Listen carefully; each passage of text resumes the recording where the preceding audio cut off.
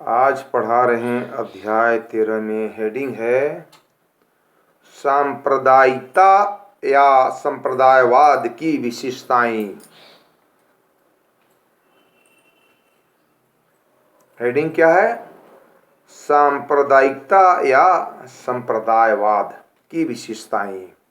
Exam में आता है संप्रदायवाद की कौन कौन सी विशेषताएं हैं। एग्जामिनर घुमा के पूछता है संप्रदायवाद का अर्थ क्या है, कौन कौन सी विशेषताएं हैं, संप्रदायवाद से क्या समझते हैं, ऐसी कौन कौन सी विशेषताएं हैं। संप्रदायवाद की परिभाषा लिखिए, संप्रदायवाद की कौन कौन सी विशेषताएं हैं। एग्जामिनर तरह तरह से क्वेश्चन पूछता है। आप भी जानते हैं चीज को, एग्जामिनर घुमा के पूछता है, लेकिन आपको समझना है चीज को कि कैसे हम लिखेंगे, है ना। तो आज का हेडिंग है संप्रदायवाद या सांप्रदायिकता या संप्रदायवाद की विशेषता। सांप्रदायिकता या संप्रदायवाद की विशेषता, समझ गए बात को। अब इस परिभाषा के आधार पर संप्रदायवाद की निम्नलिखित विशेषताएं प्रकट होती है। ये पहले पढ़ा चुके हैं परिभाषा, है ना। अब देखिए कौन कौन सी विशेषताएं हैं। पहला पॉइंट है धर्म से संबंधित, रिलीजियन से संबंधित। क्या से? धर्म से संबंधित। संप्रदायवाद प्रमुख रूप से धर्म से संबंधित है। क्या से संबंधित है? धर्म से, रिलीजियन से संबंधित है।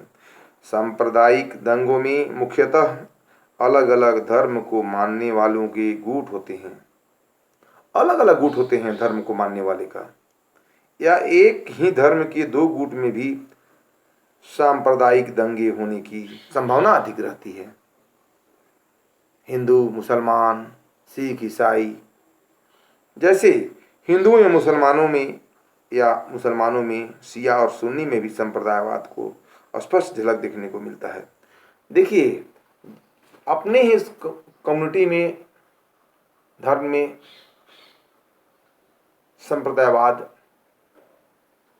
को बढ़ावा देता है, दंगा होता है। जैसे मुसलमान में शिया और सुन्नी दोनों अलग अलग हैं। मुसलमानों में क्या है? शिया अलग है और सुन्नी अलग है। हिंदू समाज में देखिएगा कभी कभी हर महामंडल हो, फलना हो, चिलना हो, अलग अलग समुदाय में बढ़ जाता है। इसी प्रकार से कभी भी कोई भी झलक हमें संप्रदायवाद का अपने आप देखने को मिलता है। दूसरा पॉइंट है श्रेष्ठ होने की भावना। सांप्रदायिक भावना के अंतर्गत एक समुदाय में अपने धर्म के प्रति श्रेष्ठता की भावना होती है। क्या होती है?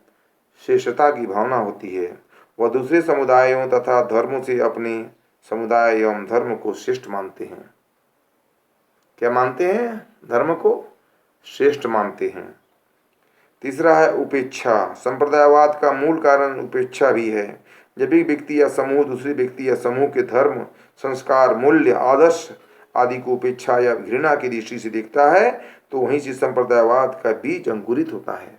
कहावत भी सही है, किसी को हे दृष्टि से देखना दूसरे संप्रदाय के लोगों को, ये भी संप्रदायवाद की को बीज बोता है।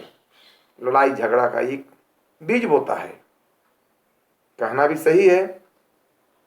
अगला पॉइंट है अलगाव। संप्रदायवाद की भावना में अलगाव की भावना बहुत तीव्र होती है। हमेशा ही एक संप्रदाय के लोग दूसरे संप्रदाय के लोगों को अलगाव की भावना से देखते हैं और हीन भावना से देखते हैं, और उसमें अलगाव की भावना पैदा हो जाती है। उन्हें अधिकांशतः सामाजिक अलगाव पाया जाता है। पांचवा पॉइंट है क्षति का भय, हानि का भय। सांप्रदायिक भावना से त्रस्त व्यक्ति या समूह को क्षति का भय भी बना रहता है, घाटा होने की भय बना रहता है ना। अक्सर देखिएगा कुछ भी संप्रदायवाद कहीं पर हो गया तो एक ही परिवार को लॉस नहीं है, ये दोनों परिवार को लॉस होता है। ये बात आप मानते हैं ना? एक ही समुदाय को क्षति है सो बात नहीं है, अगला समुदाय को भी क्षति होती है। गौर कीजिएगा। तो 1984 में सांप्रदायिक दंगा में विरोधी दलों ने संपत्ति को काफी क्षति पहुंचाई थी।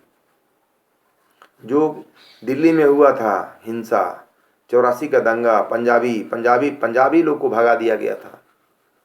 आजकल उसकी सजा हो रही है। 84 का दंगा का इतना दिन तक केस चल रहा था है ना? तो 1984 में सांप्रदायिक दंगों में विरोधी दलों ने संपत्ति को काफी क्षति पहुंचाई थी। आग लगा दिया था, जला दिया था, कितना संपत्ति नष्ट हुई थी। 2002 के गोधरा कांड के बाद भी काफी राष्ट्रीय क्षति हुई थी। गोधरा कांड कब हुआ था? यार एक क्वेश्चन है। 2002 में हुई थी गोधरा कांड। ध्यान दीजिएगा, एग्जाम में आएगा गोधरा कांड कब हुई थी, क्या लिखिएगा? गोधरा कांड 2002 में हुई थी। छठा पॉइंट है तिरस्कार एवं घृणा की भावना। तिरस्कार घृणा की भावना संप्रदायवाद की भावना व्यक्ति समूह के बीच संप्रदाय सदस्यों के मन में तिरस्कार एवं घृणा की भावना को बढ़ावा देती है। मानते हैं चीज को? सातवां पॉइंट है अनुकूलन का अभाव। अनुकूलन का अभाव संप्रदायवाद की भावना से त्रस्त लोगों में विरोधी संप्रदाय वाले लोगों या समूह के साथ अनुकूलन का भाव पाया जाता है। क्या चीज? अनुकूलन का भाव पाया जाता है, तिरस्कार की भावना पाई जाती है। आप भी देखते होंगे हर जगह कि ये घृणा और तिरस्कार की भावना पाई जाती है। आठवां पॉइंट है धार्मिक कट्टरता। धार्मिक कट्टरता यानी संप्रदायवाद से त्रस्त लोगों में मुख्यतः धार्मिक कट्टरता पाई जाती है। वे अपने धर्म संप्रदाय के प्रति कट्टर निष्ठा रखते हैं। क्या रखते हैं? कट्टर संप्रदायवाद के प्रति निष्ठा रखते हैं। इस प्रकार हम कह सकते हैं कि संप्रदायवाद की उपरोक्त विशेषताओं से स्पष्ट है कि संप्रदायवाद धार्मिक सामाजिक संकीर्णताओं का प्रदर्शन है। क्या है? गौर कीजिए, संप्रदायवाद धार्मिक सामाजिक संकीर्णताओं का क्या है? प्रदर्शन है। क्या है? प्रदर्शन है। आप गौर कीजिए। तो जो व्यक्ति या समूह में अपनी ही जाति धर्म या संप्रदाय के प्रति कट्टर निष्ठता अंधभक्ति पैदा करती है, जिससे विभिन्न संप्रदायों के व्यक्तियों समूह में अपने आए दिन परस्पर तनाव एवं झगड़े होते रहते हैं और देश में जान माल की नुकसान होता है। जैसे भारत में स्वतंत्रता प्रौढ़ होती जा रही है, संप्रदायवाद की जड़ें और भी गहरी और विशाल होती जा रही है। क्या होती जा रही है? जड़ विशाल होती जा रही है। इस प्रकार हम कह सकते हैं, एग्जाम में आएगा कि संप्रदायवाद की कौन कौन सी विशेषताएं हैं। संप्रदाय तो लिखना है एग्जाम में बच्चे लोग को। संप्रदायवाद की 8 विशेषताएं हैं। 1 number, 2 number, 3 number, 4 number, 5 number, 6 number, 7 number, 8 number, ऐसे पॉइंट देना पड़ेगा, तब नंबर एग्जामिनर आपको देगा। ठेठ भाषा में लिखना पड़ता है। सीधे क्वेश्चन आता है संप्रदायवाद से क्या समझते हैं, संप्रदायवाद की व्याख्या कीजिए, संप्रदायवाद की कौन कौन सी विशेषताएं हैं। जब तक विशेषता नहीं लिखेंगे तो नंबर देगा कोई? नहीं देगा नंबर। एक्सप्लेन करना पड़ेगा इसको लिखने के बाद, है ना। 2 नंबर में आएगा संप्रदायवाद की कितने विशेषताएं हैं। क्या लिखोगे? संप्रदायवाद की 8 विशेषताएं हैं। 2 नंबर की क्वेश्चन है। कै नंबर का? 2 नंबर का। आपको ध्यान देना है इसको। समझे बात को? बस इतना ही।